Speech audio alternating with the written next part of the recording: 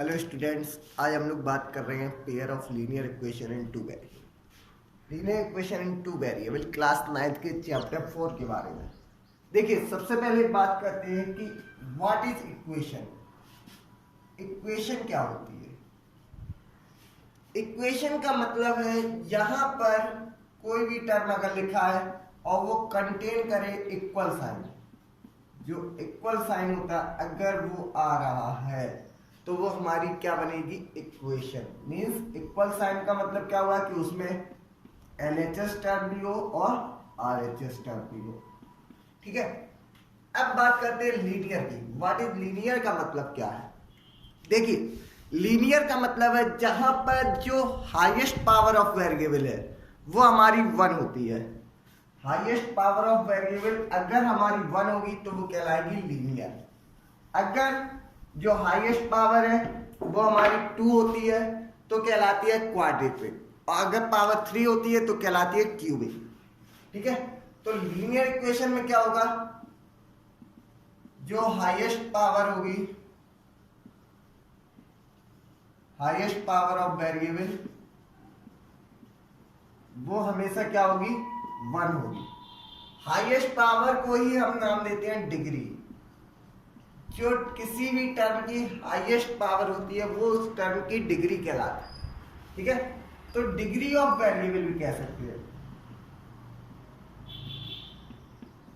ठीक, degree of variable क्या होगी? 1 होगी। अगर आपकी डिग्री ऑफ वेरिएबल 1 है, समझ लीजिए आपकी इक्वेशन कैसी है? लीनियर इक्वेशन है। जब डिग्री ऑफ वेरिएबल 2 हो जाए तो आपकी इक्वेशन लीनियर ना होके क्वाड्रेटिक हो जाती है, और जब डिग्री ऑफ वेरिएबल 3 हो जाए तो वो क्या हो जाएगी? क्यूबिक। एग्जाम्पल के लिए अभी हम एक एग्जाम्पल ले रहे हैं, तीनों में आपको अंतर बता रहे हैं। मान लीजिए x + 5 = 7। ठीक है, यहां पर आपने देखा वेरिएबल हमारा x है, x की जो पावर है कुछ नहीं है यानी 1 है, तो ये हमारी कैसी हुई? ये हमारी लीनियर इक्वेशन हुई। कैसी इक्वेशन हुई? Linear equation. अब अगर x² + 5x = मान लीजिए 8 हो जाए या कुछ भी, यहां आप देखिए वेरिएबल आपको x मिल रहा था, x की पावर यहां 2 है, यहां 1 है। ठीक है, लेकिन मैंने क्या कहा? हाईएस्ट पावर 1 और 2 में 2 ग्रेटर देन है, 2 बड़ा है, 2 बड़ा है तो यानी हाईएस्ट पावर कितनी है? 2। तो जब हाईएस्ट पावर 2 है तो ये हमारी इक्वेशन कैसी हुई? क्वाड्रेटिक इक्वेशन हुई। अगर यही x की पावर 3 + 5x² + 2x + 3 = मान लीजिए 0। ठीक है, तो हाईएस्ट पावर हमारी कितनी आई? यहां हम देखें हाईएस्ट पावर 3 आई, तो ये इक्वेशन कैसी हुई? क्यूबिक। तीनों में अंतर समझ में आ गया? जब हमारी लीनियर इक्वेशन होगी तो डिग्री ऑफ वेरिएबल 1 होगा, क्वाड्रेटिक इक्वेशन होगी डिग्री ऑफ वेरिएबल 2 होगा, क्यूबिक इक्वेशन होगी डिग्री ऑफ वेरिएबल 3 होगा। क्लियर? मेनली इस चैप्टर में हमें पढ़ना है linear equation in two variable. Means हमारे पास जो वेरिएबल होंगे वो कितने होंगे? 2 वेरिएबल होंगे। जैसे अभी आपने एग्जांपल देखी, ये हमारी 1 वेरिएबल थे, अब हम पढ़ेंगे 2 वेरिएबल। 2 वेरिएबल, देखिए वेरिएबल का मतलब क्या है? वेरिएबल का मतलब उन टर्म से है जिनकी वैल्यू फ्लेक्सिबल होती है, मींस क्वेश्चन के अकॉर्डिंग चेंज होती रहती है। ठीक है, for example x, y, z, a, b, c, ये सब हमारे क्या है? ये सब हमारे वेरिएबल है। आप देखेंगे किसी क्वेश्चन में x की वैल्यू 1 आएगी, किसी क्वेश्चन में x की वैल्यू 2 आएगी, किसी क्वेश्चन में x की वैल्यू 3, सब में अलग अलग होगी, यानी ये हमारे क्या कहलाएंगे? वेरिएबल। तो इसमें हमें पढ़ना है 2 वेरिएबल के बारे में। अब देखिए, जब आपके पास 2 वेरिएबल है, आपके पास 2 वेरिएबल है, 2 वेरिएबल है तो उनके जो सॉल्यूशन होंगे वो इनफाइनाइट सॉल्यूशन होंगे। इनफाइनाइट क्यों होंगे? समझिए कैसे। आपसे कह रहा है, आपको जो इक्वेशन दी गई है उसकी लाइन एक है, एक लाइन है। क्लियर? और आपको पता है एक लाइन जो होती है, अगर हम बात करें ग्राफ की, एक लाइन पे बहुत सारे पॉइंट होते हैं। ए लाइन कंसीडर्ड इनफाइनाइट पॉइंट, ठीक है। तो जब ये इनफाइनाइट पॉइंट है और ये पॉइंट ही क्या कहलाते हैं, ये जो पॉइंट होते हैं इन्हें ही बोलते हैं सॉल्यूशन ऑफ इक्वेशन, इक्वेशन का सॉल्यूशन, ठीक। या रूट्स ऑफ इक्वेशन, आप क्लास 9th में आपने पॉलिनोमियल में भी पढ़ा है सॉल्यूशन ऑफ इक्वेशन के बारे में, रूट्स के बारे में, ठीक है। तो जब एक लाइन है तो आपके पॉइंट कैसे होंगे, इनफाइनाइट पॉइंट होंगे, यानी किसी भी लाइन के जो सॉल्यूशन होंगे वो इनफाइनाइट सॉल्यूशन होंगे। अब क्वेश्चन उठता है कि अगर हमें इनफाइनाइट सॉल्यूशन दिए गए हैं, ठीक है, इनफाइनाइट सॉल्यूशन है उसके मान लीजिए, तो हम क्वेश्चन को ग्राफ पे कैसे रिप्रेजेंट करें, ठीक है। फॉर एग्जाम्पल मानते हैं हमें एक इक्वेशन दी गई है x plus Y equal to 5, clear. हमें एक इक्वेशन दी गई है x plus Y equal to 5। यहां आप देख रहे हैं दो वेरिएबल है आपके x और y, ठीक है, और हमें इसे करना है ग्राफ पर रिप्रेजेंट करना है। या हमसे कहेगा find 4 solution of the equation. हमें इक्वेशन के कितने सॉल्यूशन निकालने हैं, 4 सॉल्यूशन निकालने हैं, ठीक है। तो देखिए सबसे जरूरी चीज एक बात हमेशा आप याद रखिएगा, जब भी आप इक्वेशन के सॉल्यूशन निकालेंगे, आपके चाहे 9th क्लास हो या 10th, अगर आपको 2 वेरिएबल इक्वेशन दी गई है, ठीक है, इक्वेशन में अगर आपके 2 वेरिएबल है तो आपको क्या करना है कि किसी एक वेरिएबल की वैल्यू को लेट करना है और उसके अकॉर्डिंग दूसरे की जो वैल्यू है उसको फाइंड करना है, ठीक है। जैसे यहाँ हमारे x और y 2 वेरिएबल है, तो हम क्या करेंगे, दोनों में से किसी एक टर्म की वैल्यू को हम लेट कर लेंगे, अपने मन से मान लेंगे, ठीक है, और फिर उसके बाद सेकेंड टर्म की वैल्यू को हम फाइंड करेंगे, क्लियर। फॉर एग्जाम्पल समझिए हमको 4 सॉल्यूशन निकालने हैं। कितने सॉल्यूशन निकालने हैं, हमने क्या किया, एक टेबल बना ली, यहाँ x लिख लिया, यहाँ y। हमको 4 सॉल्यूशन फाइंड करने थे। इसमें हमने क्या किया, पहले वाले में इक्वेशन हमारी यही है x plus Y equal to 5, हमने मान लिया x की वैल्यू 0, ठीक, लेट कर लिया x इक्वल टू 0। देखिए जब आपने x 0 लेट किया, अब देखिएगा 0 प्लस बाई इक्वल टू 5, तो यहां से जो y की वैल्यू आई वो क्या आई, 5। जब 0x तो y कितना है, 5।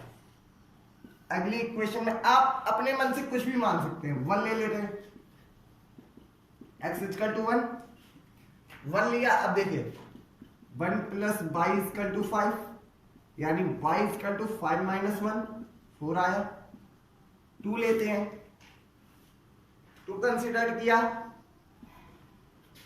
Late x equal to 2, 2 plus Y equal to 5, यानी y इक्वल टू 5 माइनस 2, 3 आया, ठीक है। ऐसे ही नेक्स्ट क्या लेना है, कुछ भी ले लीजिए, मान लीजिए। अब देखिए जरूरी नहीं है कि x की, आप किसी की भी, हम y को 0 ले लेंगे, ठीक है। लेट y इक्वल टू 0, हमने y को मान लिया, तो क्या होगा, x प्लस 0 इक्वल टू 5, यानी x इक्वल टू 5, तो हमारी x की वैल्यू क्या है, 5, ठीक है। आपको पता है इनफाइनाइट सॉल्यूशन है, तो आपको केवल कुछ पर्टिकुलर सॉल्यूशन पूछेगा। जरूरी क्वेश्चन में पूरा गिवन होगा कि आपको कितने सॉल्यूशन फाइंड करने हैं, ठीक है। अब इसी इक्वेशन को अगर हम ग्राफ पर रिप्रेजेंट करना चाहें, ठीक है, इसी इक्वेशन को हमें क्या करना है, ग्राफ पर रिप्रेजेंट करना है, तो किस तरह से करेंगे देखते हैं। देखिए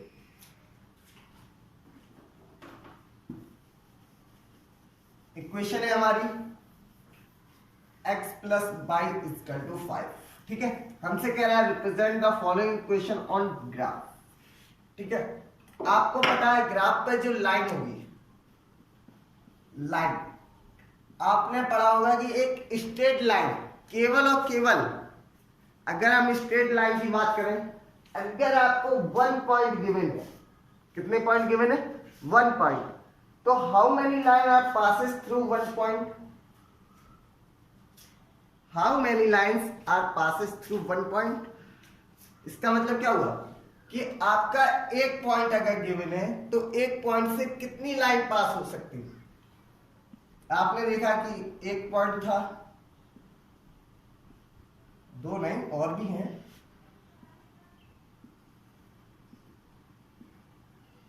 या तो एक पॉइंट से आप देख रहे हैं कि इनफाइनाइट लाइन पास हो सकती है, किसी एक पर्टिकुलर पॉइंट से इनफाइनाइट लाइन पास हो सकती है। क्लियर?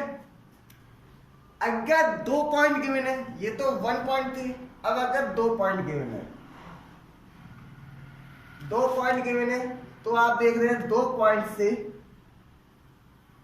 केवल और केवल एक लाइन पास हो गई है। ठीक है, हमेशा याद रखिएगा, there are infinite line passes through a single point और there are only 1 line can pass through 2 given point. अगर आपको 2 गिवन पॉइंट हैं तो उससे केवल और केवल एक लाइन पास हो सकती है, और अगर आपको केवल एक पॉइंट गिवन है तो उससे इनफाइनाइट लाइन पास हो सकती है। अब देखिए, ग्राफ आपको दिया गया, ग्राफ पर रिप्रेजेंट करना था, आपको पता है कि ग्राफ पे 2 पॉइंट से केवल और केवल एक लाइन पास होगी, यानी अगर हम इस लाइन के एटलीस्ट 2 सॉल्यूशन फाइंड कर लें, कितने? 2 सॉल्यूशन, तो आपको ग्राफ पे रिप्रेजेंट करना आ जाएगा, क्योंकि 2 सॉल्यूशन से केवल और केवल एक ही लाइन पास होगी। अगर केवल एक सॉल्यूशन फाइंड करेंगे तो उससे तो इनफाइनाइट लाइन हो सकती है, जरूरी क्या है कि वो लाइन यही हो, इसलिए हमें क्या चाहिए? सबसे पहले एटलीस्ट 2 सॉल्यूशन चाहिए। क्लियर? सॉल्यूशन निकालना मैंने आपको बताया, अभी हमें 2 सॉल्यूशन चाहिए। पहले में क्या किया हमने? लेट कर लिया x इक्वल टू 0, तो 0 प्लस y इक्वल टू 5, यानी y इक्वल टू 5। क्लियर? दूसरे में हमने क्या किया? लेट y इक्वल टू 0 ले ले, y 0 लिया तो x प्लस 0 इक्वल टू 5, यानी x इक्वल टू 5। यानी जो हमारे पॉइंट आए, जो हमारे पॉइंट आए या कह लो सॉल्यूशन आए, तो हमारे सॉल्यूशन क्या आए? हमने कहा था 2 सॉल्यूशन चाहिए, एक 0 और 5 मिला और दूसरा 5,0। एक चीज हमेशा याद रखिए, जो 0,5 है इसका मतलब ये मत समझिएगा 5,0, 0,5 अलग है, 5,0 अलग है। क्लियर? जो 0 है, आगे वाला जो टर्म है, ये हमारा रिप्रेजेंट करता है x के वेरिएबल के। ये किसे रिप्रेजेंट करेगा? x एक्सिस वाले को। और जो पीछे वाला टर्म है ये रिप्रेजेंट करेगा y एक्सिस वाले को। ठीक है, अब इसे ग्राफ पे देखते हैं। आगे वाला हमेशा याद रखिएगा x को रिप्रेजेंट करेगा, पीछे वाला y को। ठीक है, ग्राफ देखते हैं इसका। ग्राफ में आपने पढ़ा होगा, ये हमारा क्या कहलाता है? ओरिजिन, और ये वाला एक्सिस x एक्सिस कहलाता है, और ये वाला एक्सिस y एक्सिस कहलाएगा। ठीक है, जो हॉरिजॉन्टल लाइन होती है वो x एक्सिस कहलाती है, और जो वर्टिकल लाइन होती है वो y एक्सिस कहलाती है। जहां पर x एक्सिस और y एक्सिस मिलते हैं वो हमारा ओरिजिन कहलाता है। क्या कहलाता है? ओरिजिन। ओरिजिन का मतलब है कि जो पॉइंट है, ओरिजिन का मतलब है जो पॉइंट है वो 0,0 है। ठीक है, ओरिजिन रिप्रेजेंट करता है 0,0 को। ओरिजिन के right side positive x axis होता है, लेफ्ट साइड नेगेटिव होती है। Upper side positive y axis के पॉइंट होते हैं और नीचे साइड नेगेटिव होते हैं। ओके, हम पॉइंट को रिप्रेजेंट कर दे रहे हैं।